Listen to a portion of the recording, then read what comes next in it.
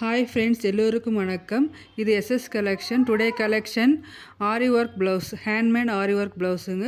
ஆரி work வந்து ப்ளவுஸோட back side 2 ஹேண்டுக்கு வருதுங்க. ப்ளவுஸோட லென்த் வந்து 1 மீட்டர் வருதுங்க. மெட்டீரியல் வந்து சில்க் காட்டன் மெட்டீரியல்.